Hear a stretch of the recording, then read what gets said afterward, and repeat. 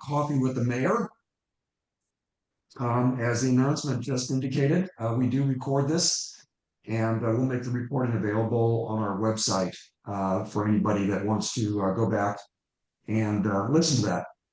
My name is Matt Pease. I am the president of the Lafayette Chamber of Commerce for 2025. And I want to thank everybody for joining us for this coffee.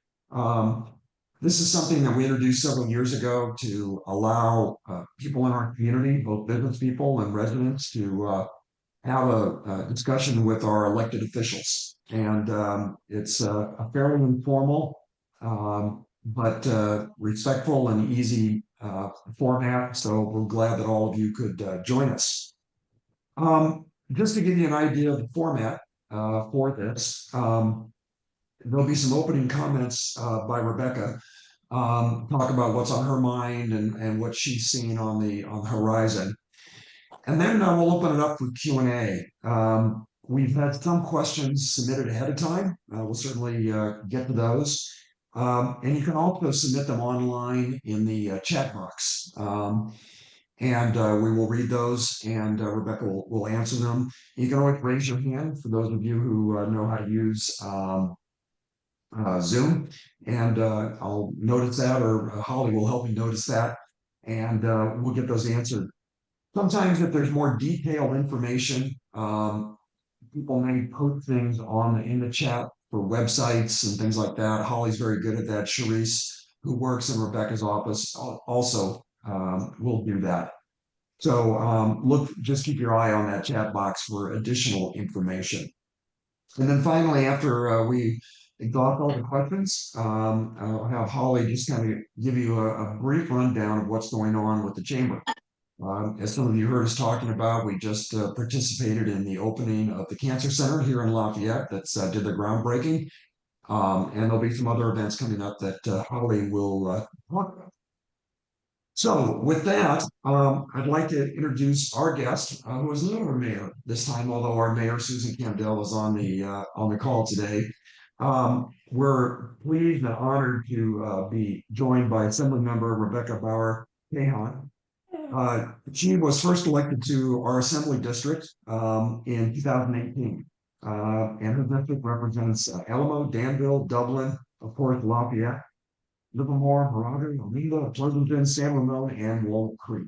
Her background is that she's been an attorney and an environmental advocate.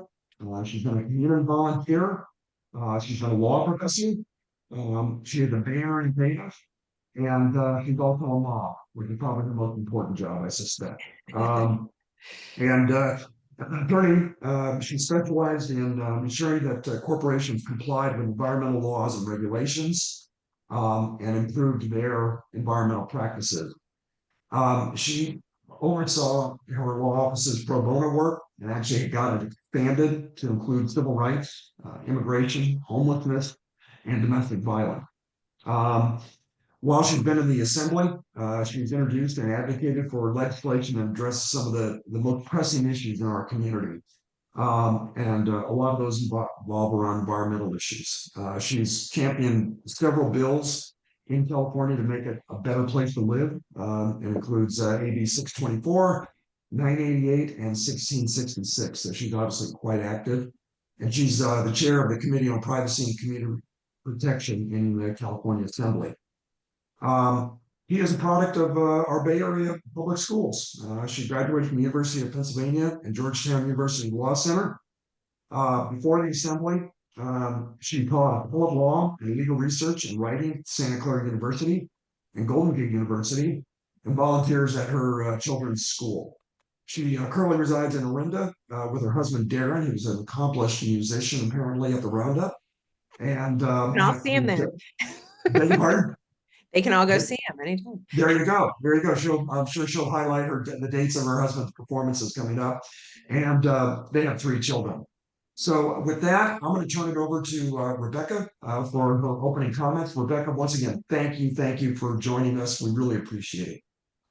Thanks for having me. And it's I don't know how many times I've been on this coffee, but on my first coffee. So it's really fun to be back with you guys. Always more to talk about. So keep inviting me. And you all Matt mentioned Charisse, who's here with me. She works in my local district office and covers, they divide up the geography of the district because it's not tiny.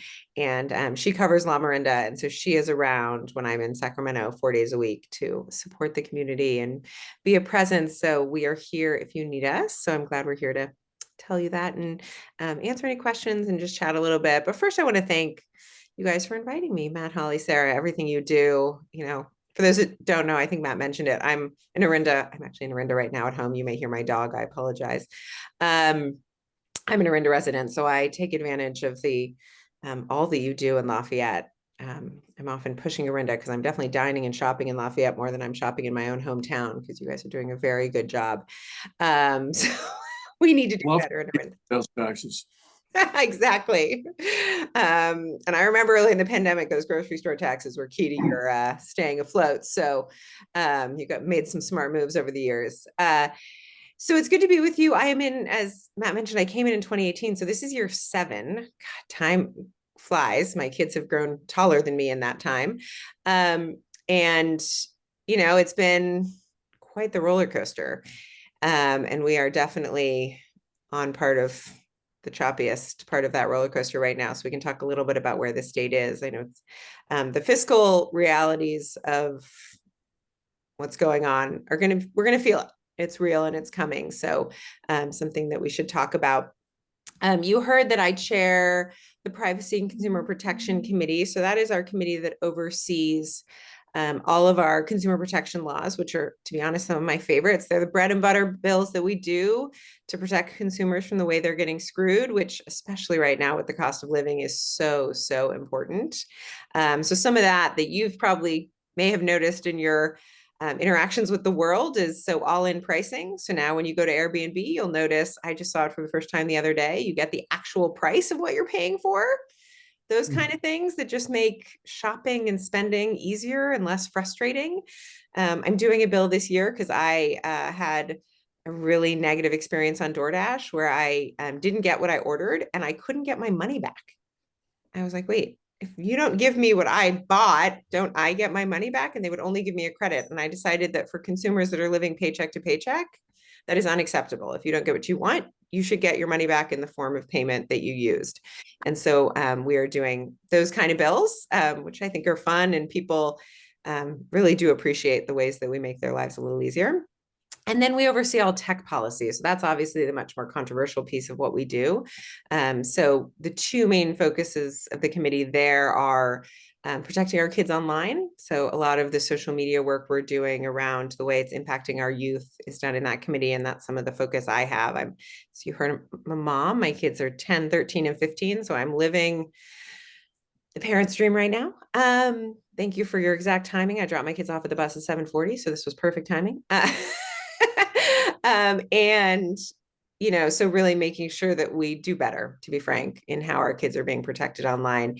Some of that relates to access to material they would never have in the real world. And yet online, we seem to allow them to access pornography with abandon. So we're really trying to get our arms around some of that. And then just some of the mental health harms they experience when they spend so much time on social media. And then the other piece is AI regulation. So this is the new frontier. It is the next revolution. And we have vowed as a state to do better than we did when the internet came to pass. I think we're seeing some of the negative implications of saying innovation at all cost. We are a state of innovation. I am a daughter of Silicon Valley. My dad invented some of the amazing things we benefit from every day, the LED, the touchscreen. So I believe deeply in innovation, but I also believe in protecting communities. And as a former regulatory lawyer, I actually am the optimist who believes we can balance those 2 things. So that's the goal. And, I mentioned briefly that things are tough right now. No matter where you fall in the political spectrum, and I know representing this community, I represent people of all colors and stripes. I think what is happening to our economy is, I don't even understand it. I'm going to start there. I don't know why we would have a administration in Washington that doesn't seem to want to be propping up our economy. That seems to be the basic premise of what we should be doing as government. But, California, given our tax structure, is incredibly dependent on, a booming economy, and the stock market has taken quite the hit. The roller coaster is doing weird things. We did pretty well at the beginning of the year. Then we took some huge hits when the stock market took a dive. So there's been some ups and some downs that seem to be keeping us okay as it relates to our own state taxes, but there will be a huge deficit. Not as big as if it just kept going down, but that's something we're tracking very closely. We're talking tens of billions of dollars of deficit given some of those losses. And actually, not all of that deficit results from our own losses from our tax base, but we're also seeing huge federal cuts already. It's not, what I think some people expect, which is they're going to pass a budget that slashes everything. It's this week, the Head Start cuts that have been announced. Many Californians depend on Head Start to go to work, to take care of their kids. And so what do we do about that? How does that impact our budget when we need California workers to be able to do that? A couple of weeks ago, there were huge cuts to our public health infrastructure costs. How do we backfill that? I know I saw Jill Ray from Supervisor Anderson's office, but a lot of those county costs come through federal dollars that sometimes we supplement, but we cannot make up for. And so it's going to be tough. It's going to be tough to balance all of that and figure it out. And that's real. And yesterday, the day before, I was with the League of Cities representatives that were up in my office, and was really just expressing immense gratitude to them, because this is going to be, they depend on us. They depend on the federal government. We all do. I mean, governments are so interconnected as it relates to our budgets. And as we weather this, we're going to have to make some tough decisions and do it together. And we're going to do the best we can for Californians. But I think that what I saw in the pandemic that gives me hope there is we really did work beautifully together at the state, local, and county, and even federal level to figure out how to best meet the needs of our constituents at the toughest times. And I think we will continue to do that and make sure that everyone's getting, what they need when they need it. So that's the good news. We have each other's backs. So that's, we can answer more questions on that if there are some. The other committees I sit on are environmental safety and toxic materials. We do all of the clean water, clean soil, clean air work. So, some of the PFAS in the water issues we've seen, things like that. I sit on business and professions, which is a new committee for me. We oversee all the different regulated professions in California. So that's an interesting one that I'm learning a lot serving on. I sit on judiciary, which I love. It's all bills that basically you can bring a lawsuit on. And as a former litigator, I find that to be fascinating. And then lastly, I sit on the Joint Legislative Committee on Climate Change Policies, and that's the committee charged with overseeing and renewing our cap and trade policies, which is one of our most successful environmental policies. And we're really hoping to renew it this year. So that's going to be a fun effort that will, interestingly, it is one of the few regulatory schemes we have where business thinks it's as successful and positive as government does. That does not happen often. So I'm excited for those conversations.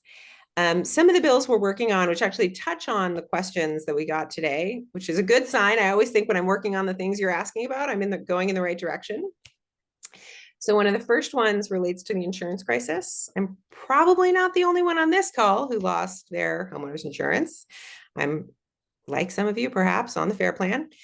My homeowners insurance went up 300% when I did that. So when we talk about cost of living, the insurance crisis is absolutely a part of that calculation. And so how do we deal with the insurance crisis? A lot of that is in the hands of the insurance commissioner and the regulatory authority we grant him. I am cautiously, I will say, optimistic about some of what's coming out of the insurance commissioner's office. We did just hear the State Farm might start writing again, although as someone who was one of the State Farm people who was dropped and part of my frustration there is I was with State Farm for 22 years. About 2 or 3 years ago, AAA was too concentrated in our community. They started to pull out. State Farm picked up most of those. And part of why they had to pull out so deeply a year ago was because they were had way too much coverage in our community. And had there been a catastrophic loss, they wouldn't have been able to cover it all. And so I don't feel like they made good decisions during those 2 to 3 years they were picking everybody up. So I'm not a huge State Farm, I just think that they need to be more careful, because then when people like me who've been paying for decades get dropped, I don't know that was in the end a net positive. So we are doing a bill focused on the FAIR plan. When I went on, I guess I shouldn't have been surprised, you guys, by how dysfunctional the process was, but I got to experience it. And so one of the things that shocked me was that I couldn't do automatic payments. I have 3 kids. I have a full-time job. I need to just set up automatic payments on things like my homeowner's insurance.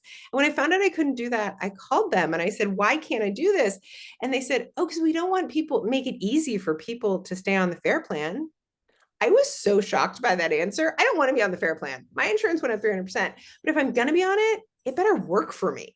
So we're doing a bill to make sure that the FAIR plan works for those of us that have to be on it. It will allow for automatic payments. It will allow for a grace period if you were to miss, because if you don't make that payment, which now every month I have to go on and click, which is insane, you get dropped. And if you get dropped just for missing that payment, you have to re-enroll, and the estimates are you would go up another 300% because you get hit for dropping off the FAIR plan.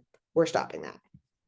And then, focused on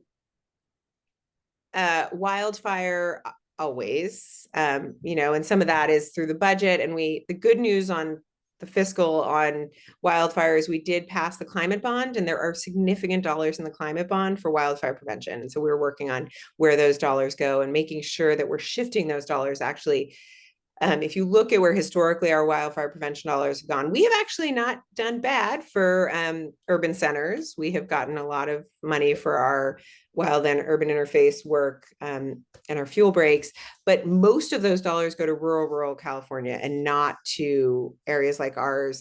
And although rural California needs that as well, we need to make sure that's equitably distributed. And so making sure that we shift the way those dollars are allocated. Currently, it's by the number of acres, which we have less acres, but more people. And so we're shifting that a little bit to focus more on the high fire severity zones. Hopefully, this is the work in progress, because that would be us, the Palisades. San Diego obviously has important communities like ours on the WUI. So that's some of the work on fire, and then prevention, and then utility rates. I wear with pride the PG&E, and I don't know if I have any PG&E employees on this call. I do represent a lot of PG&E employees, and this is not personal to them, but they do call me public enemy number one.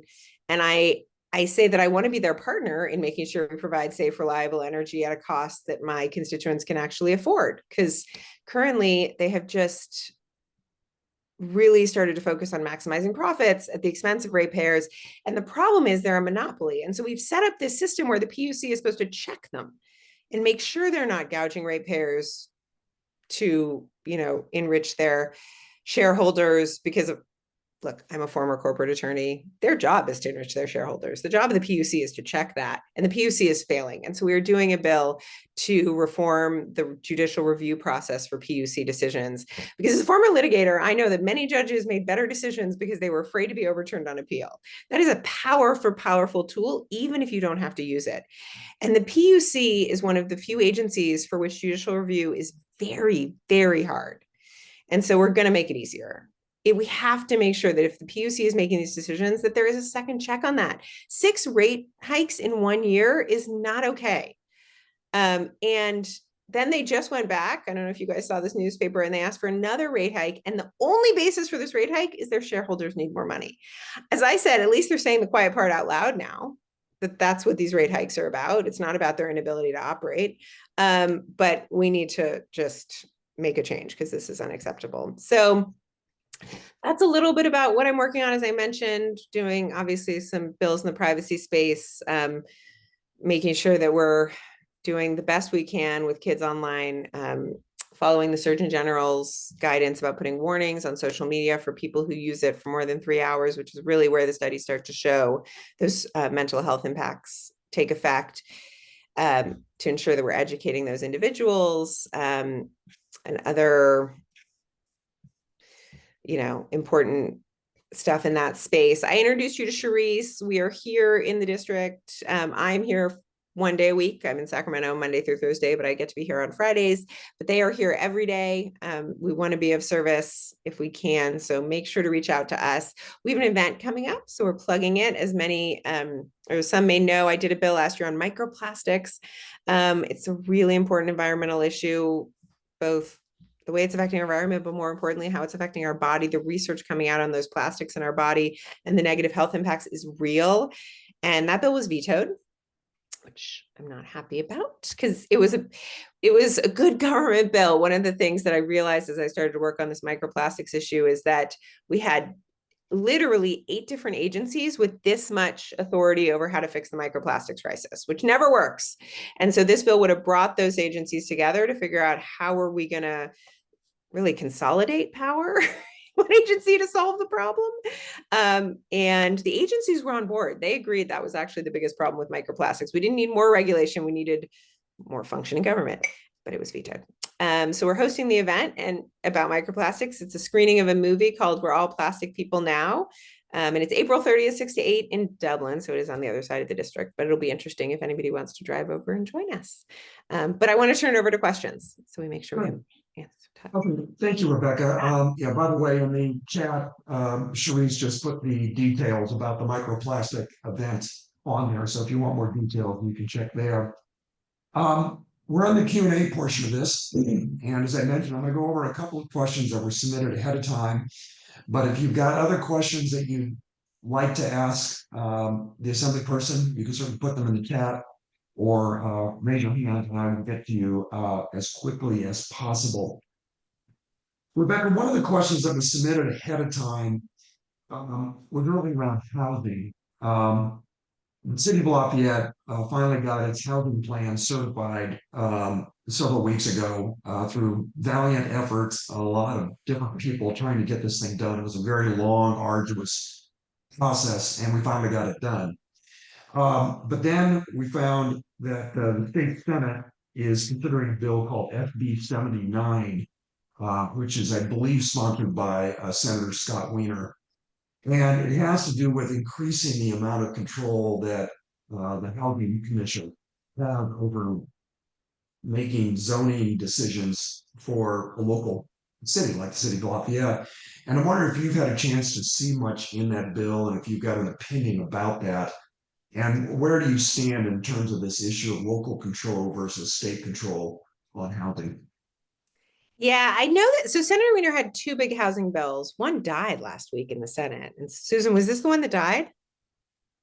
No, this one did go Okay. through 677, the other one. Okay, the other one died. Okay, I heard one died, but they have to make it all the way to our floor, so I don't pay attention to what they're doing till I get there.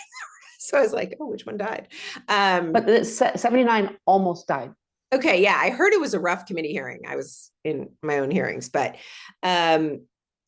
you know, and yesterday actually we had a bill in our house by Assemblymember Papin, who's from San Mateo, on sort of changing the way HCD works with our cities. And I really liked her bill because I think that the vision of HCD, which is not reality, but I don't know, sometimes I like to just say what it should be, not what it is, should be a collaborative process. Like, you know, Lafayette says, this is what we think works. And they say, oh, that's not how our laws are envisioned. Let's go back to the drawing board. Maybe we can help. Rather than a punitive process, there was actually a bill last week in Assembly Judiciary that would raise the penalties on cities, you know, if HCD pushes back a couple times by 500%. And I didn't vote for that bill because I was like, this is not the vision I have. The vision I have is that it's a collaborative process, that we actually trust government and work with government rather than punish them. And so Papin had a bill that would have really, I think, changed the process in a positive way. It did make it out of housing yesterday, as I understand, but with major amendments that weaken the bill. So that's a bummer because that was, I think, a good bill that would have helped our cities really work better with HCD in a way that gave them a little more breathing room, to be honest. But the Wiener bill, so this is the one I couldn't remember between the two of them. This one, I had an interesting conversation with Livermore, because one of the things it would do is, give power that, and Livermore has been trying for years to build affordable housing. They have been stuck in court with CEQA lawsuits, but they have an amazing project with an amazing developer that the city loves. I mean, their voters, this has gone to the voters now, I want to say 3 times, maybe 2 times, and the city has overwhelmingly supported this housing project. So that's the dream, right? You have a city that wants to build housing, you have a developer that wants to build housing, you have constituents that support it.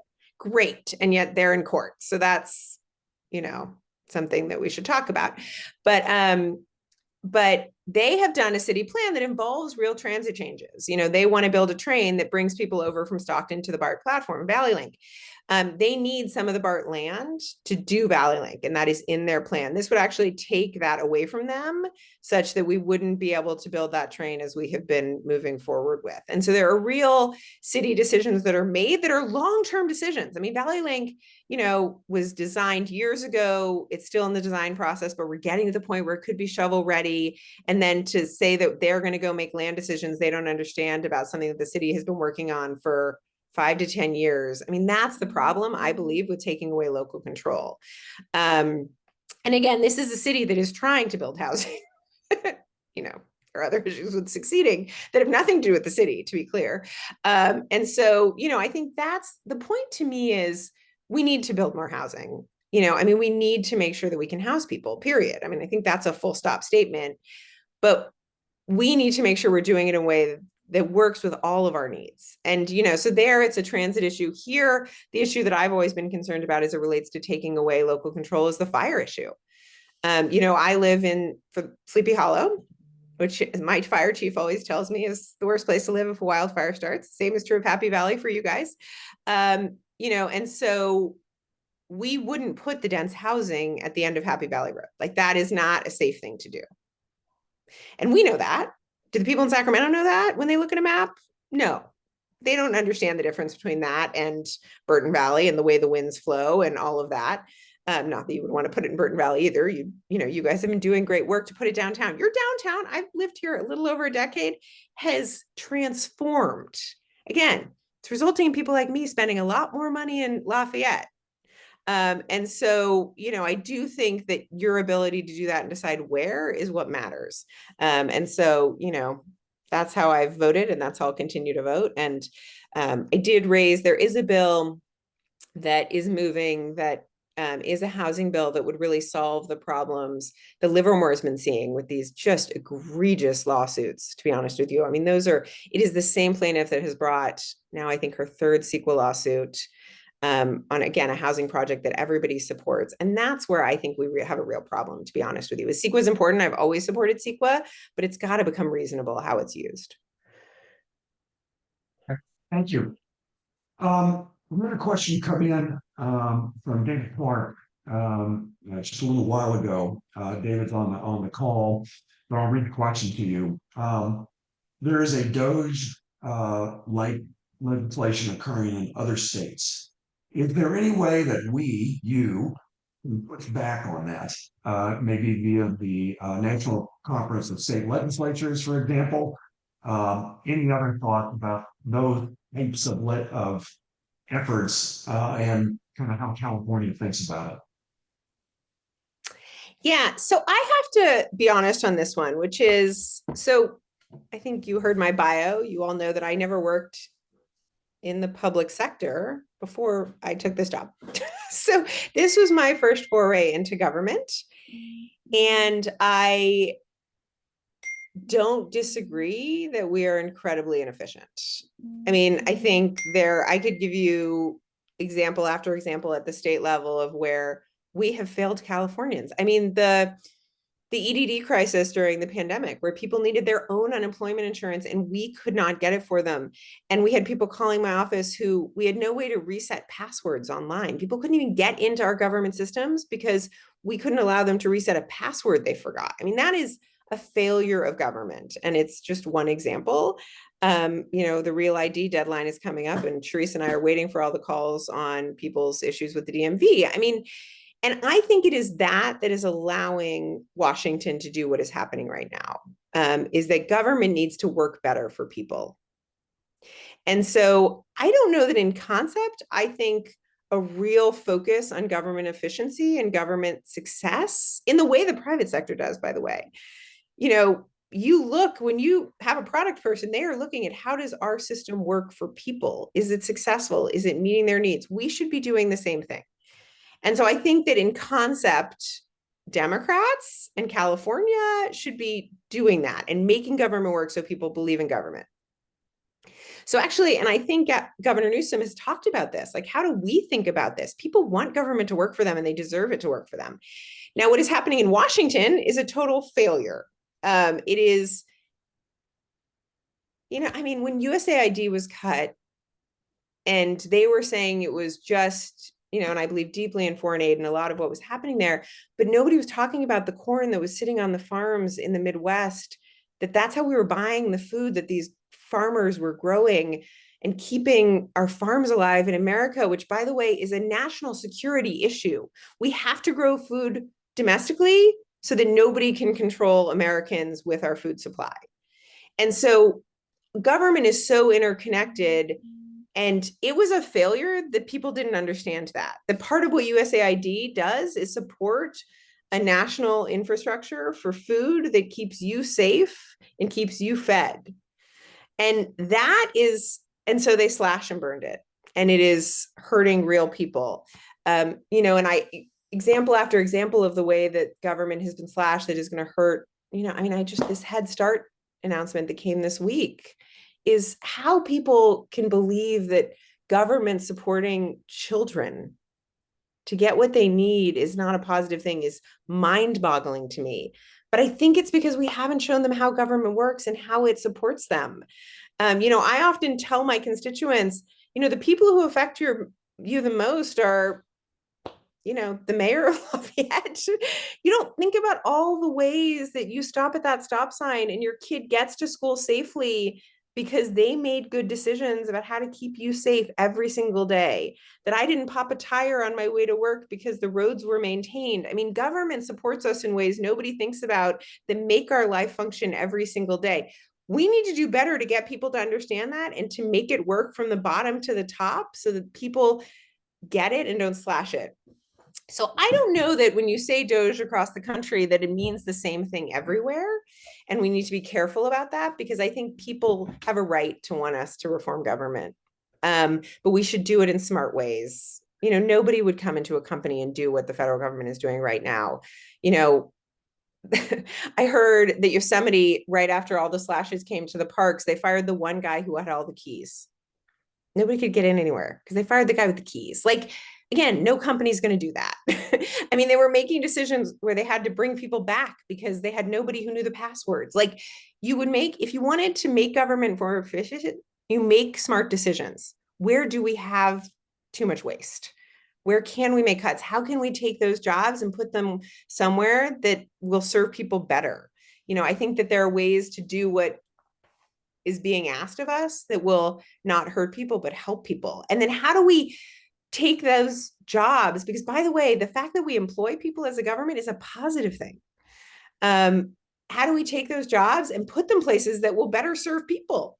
Because there are a lot of ways when you're waiting 3 hours to talk to someone because you need unemployment insurance, we've failed, right? How do we put people there to help serve people who really need someone to pick up the phone? So that's my take on DOGE.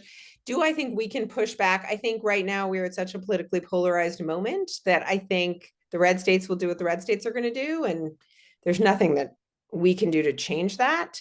But I think the thing we can do best to change it is make states like California work better. Show that, you know, serving people with positive government works. So that's my goal. Okay, thank you. I'm going to jump to another question that's submitted ahead of time. Just to remind people, if you've got a question, you can put it into the chat or just raise your hand and I'll call on you and you can ask it live. So just keep thinking of any questions that you've got. Rebecca, one question that came in earlier was BART has indicated they may go to the voters for higher taxes or a parcel tax to support them financially as their ridership is still well below pre-pandemic levels. what's your position on this issue with BART, or do you have one? So generally speaking, I'm not opposed to somebody going to the voters. To be totally honest with you, I don't think it'll pass. But I also think that voters have the right to make decisions. And so am I opposed to them going to the voters? Not necessarily.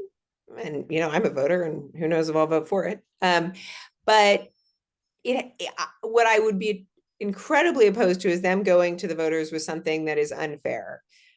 So currently what is being proposed is grossly unfair. So I don't think my position is that my constituents, I don't think would support a tax right now. I think I'm saying something crazy. I think enough is enough. It is hard to live in California. It is expensive. We should not raise taxes, period. Our transit agencies are suffering. That's also true. My position is that, and I've said this to their face, I don't know how many times as they've come to my office trying to get general fund dollars, because that I do control, go. And we did bridge them, which I think was the right thing to do coming out of the pandemic. Things had shifted so dramatically, so quickly that I didn't think they could shift their operations to be sustainable overnight. And so we did provide them with funds to give them a bridge to figure out how to become sustainable. And to me, that's what needed to happen. And now they need to figure out how to be a sustainable operation. And so that's my position. But if the people want to invest more in, right now, you guys, I just voted, make sure to vote. We have a decision of whether we want, Susan's smiling, whether we want to invest more in our schools. I think it's great that we have that opportunity to make that decision.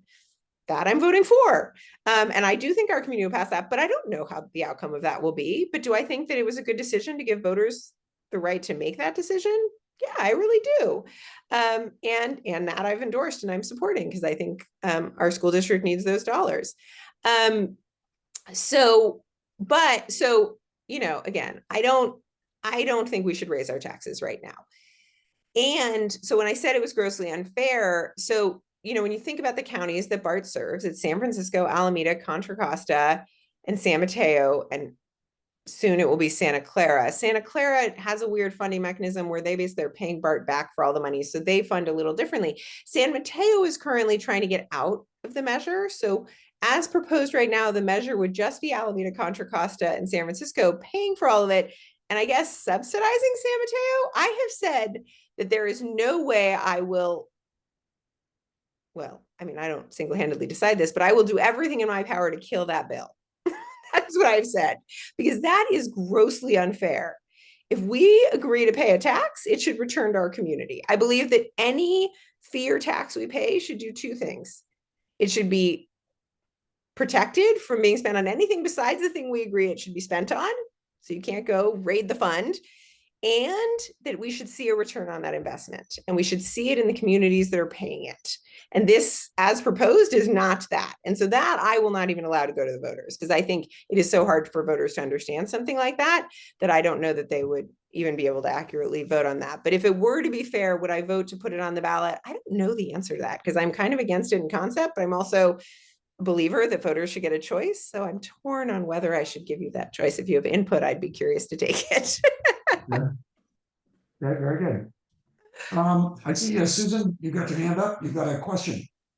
I do. So I didn't realize that you were part of Dublin. You represent that. Okay. So I work in Dublin, and there have been protests because they're thinking they want to open up the Dublin prison, the women's prison that was notoriously shut down because it was how was it called, a rape prison for years, and it's shut down and it's a mess.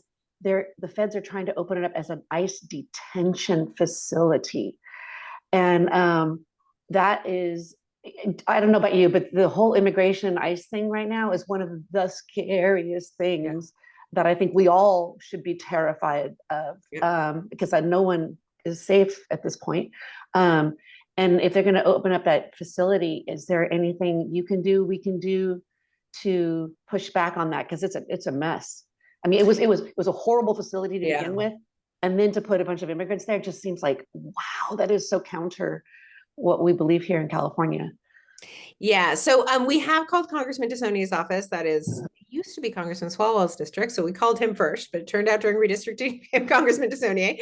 Oh, did I not know know. that. Thank I you. didn't know that Okay. either. All right. So when we called Swalwell, they're like, you're calling the wrong office. So it is Congressman DeSaulnier's district, and he has been assured that they are not intending to put anybody there. It is falling apart, as I think you noted. It's not a facility in great shape. That being said, I couldn't agree more with you that what is happening right now, and I actually think it's really important that we don't call what is happening to individuals being sent to El Salvador deportation. That is not deportation. When we Fair. deport someone, we send them back to the country from which they came, and they get to live a free life. Sending them to a prison that they won't let a senator in El Salvador is not a deportation. That is not deportation. That is, I don't know what that is. I've never seen it in my lifetime. I don't think anyone else here has.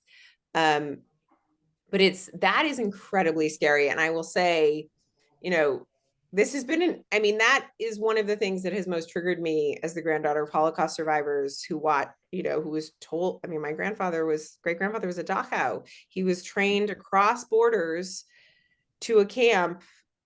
And I don't understand how we as Americans are allowing that. I think there are two choices as it relates to immigration. One is we, give people due process here in America.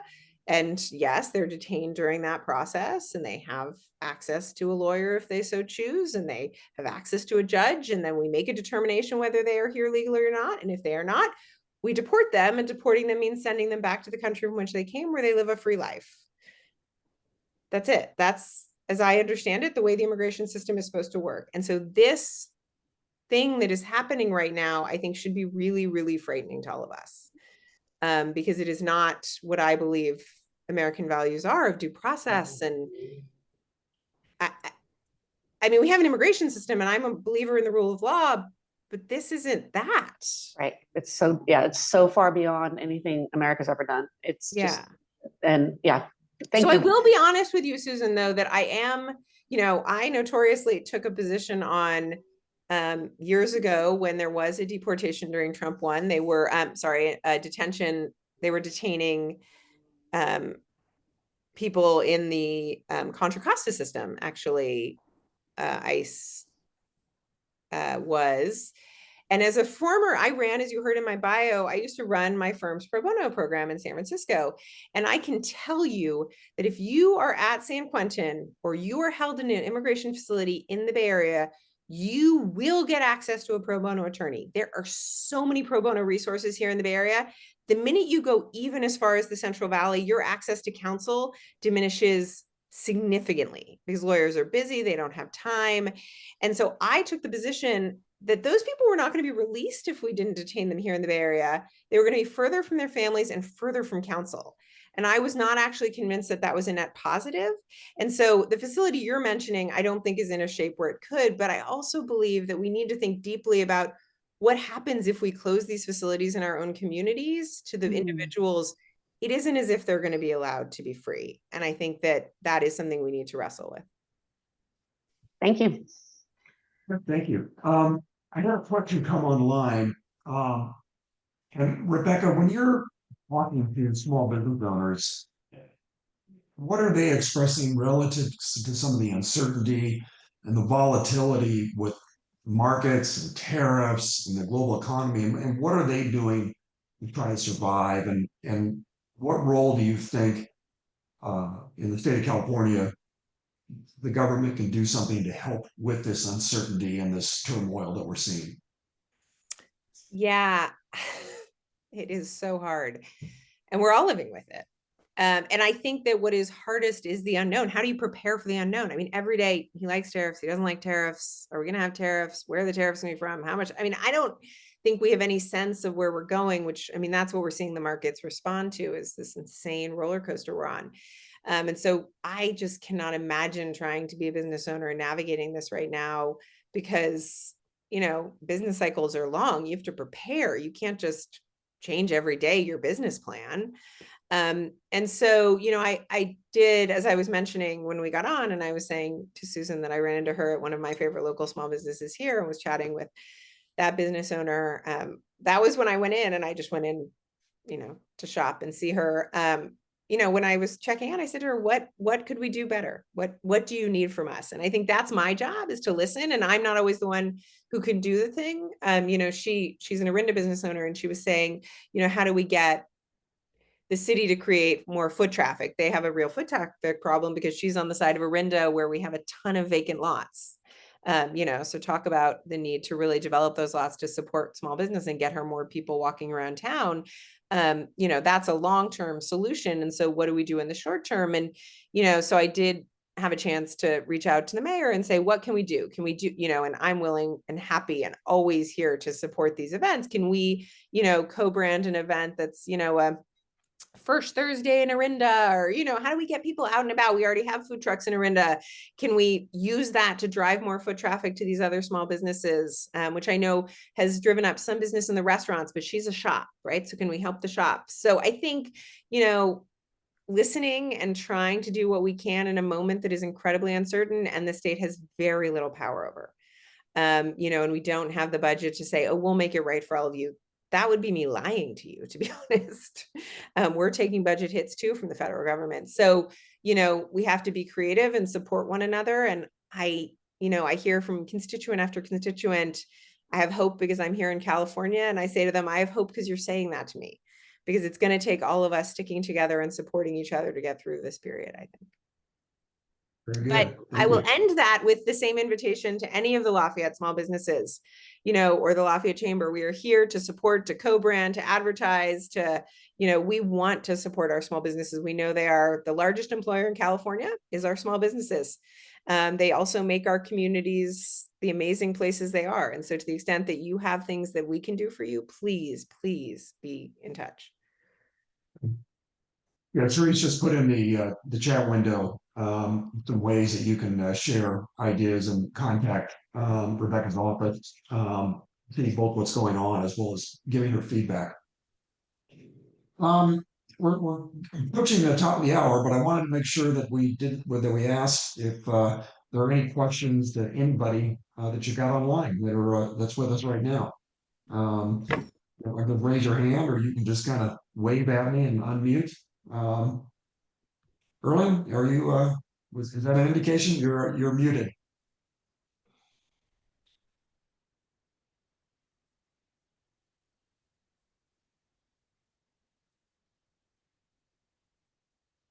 You're still muted.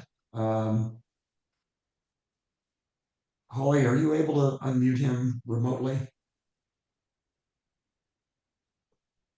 I do have the option to ask to unmute, so I'm assuming he's trying to do that right now. It looks like he's trying. There you go, Erling, you're on. Yeah, well, I really have a comment, and this is a follow-on to your comments with regard to local housing control and using the Livermore example. And this has to do really with the wildfires that we had in Malibu, Pacific Palisades in particular.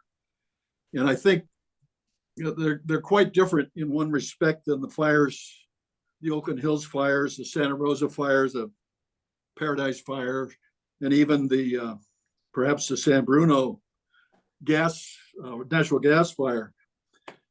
And it really has to do with rebuilding the housing that was lost, which was an enormous number of homes that were burned out down there.